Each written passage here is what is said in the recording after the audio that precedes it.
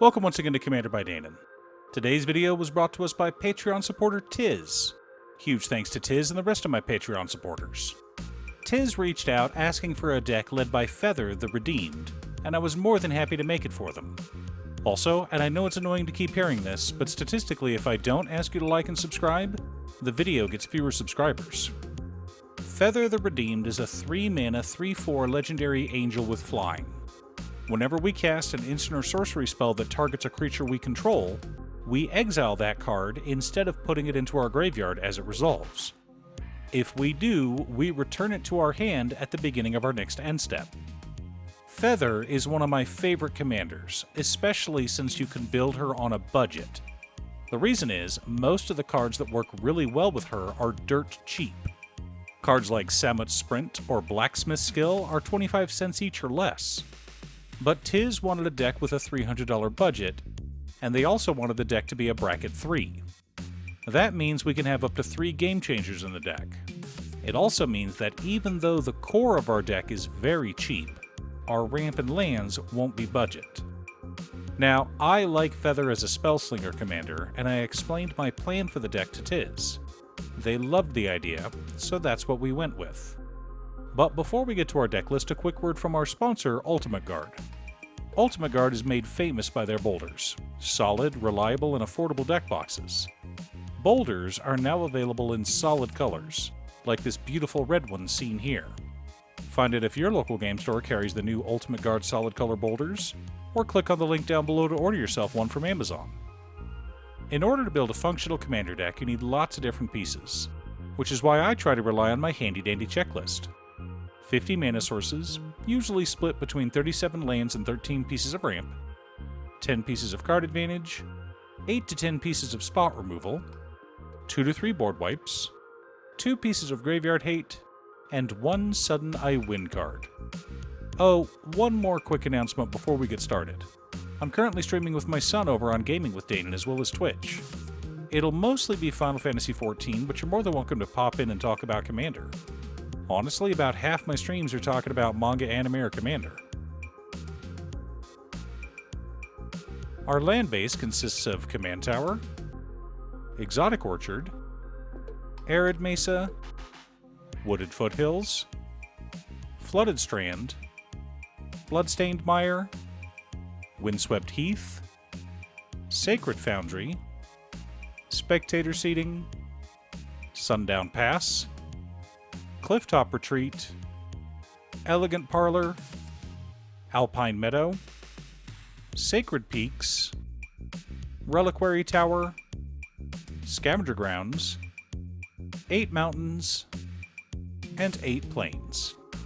Not too shabby.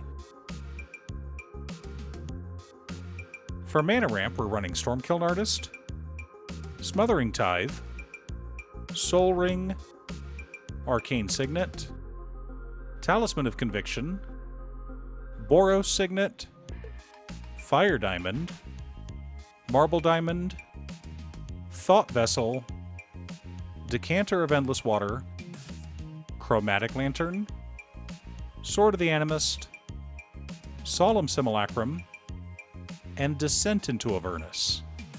But Danon, why diamonds instead of medallions? Well, dear viewer, let me give you a brief explanation. A fire diamond will help us cast Lightfoot technique, but a ruby medallion won't. Our card advantage package consists of Enlightened Tutor, Jeska's Will, Idyllic Tutor, Chandra Torch of Defiance, and Outpost Siege. I know that's not a lot. Don't worry, we also have a lot of cantrips that I'll be going over. Also, our tutors are mostly here to help find ramp, like Descent into Avernus or Smothering Tithe.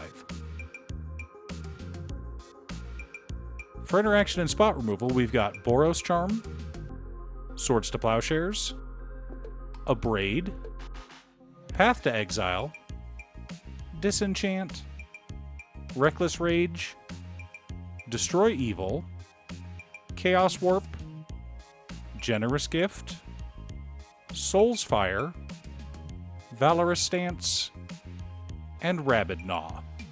Lots of staples, but also some spells that we can cast over and over again thanks to our commander.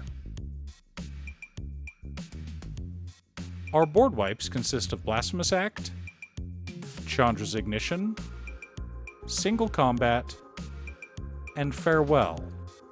Gotta love board wipes that close out games. The core of our deck is divided into 3 main parts. First of all, cards that serve as repeatable cantrips, such as Rebellious Strike, Defiant Strike, Shelter, Expedite, Fists of Flame, Guiding Strike, Blazing Crescendo, Renegade Tactics, and Balduvian Rage. Next up, we have cards that help us to close out games in Wild Ride, Temur Battle Rage, Angel Fire Ignition, and Samut's Sprint. Finally, we have a bunch of cards that are here to protect our commander in Lightfoot Technique, God's Willing, Lauren's Escape, Boon of Safety, Blacksmith's Skill, Sheltering Light, Take Up the Shield, Cloud Shift, Adamant Will, Ephemerate, and Eerie Interlude.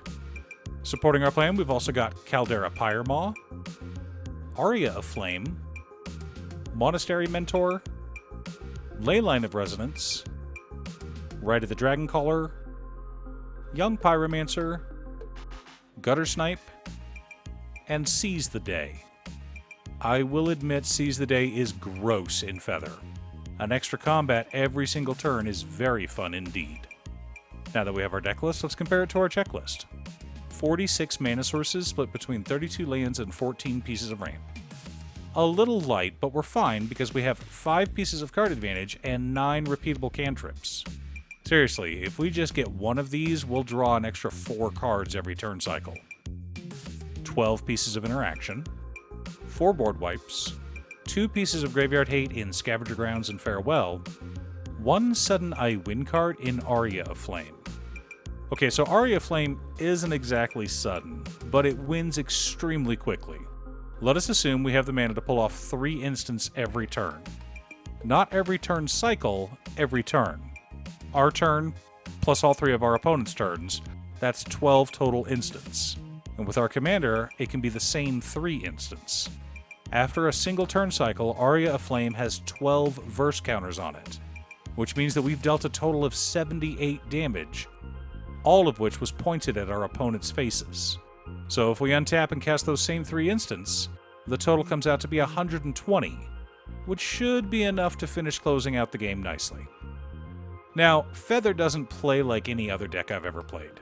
It is a strange hybrid of Voltron and Spellslinger, which is why we've got Gutter Snipe and Monastery Mentor in the deck. These are here as backups, in case Feather gets somehow incapacitated.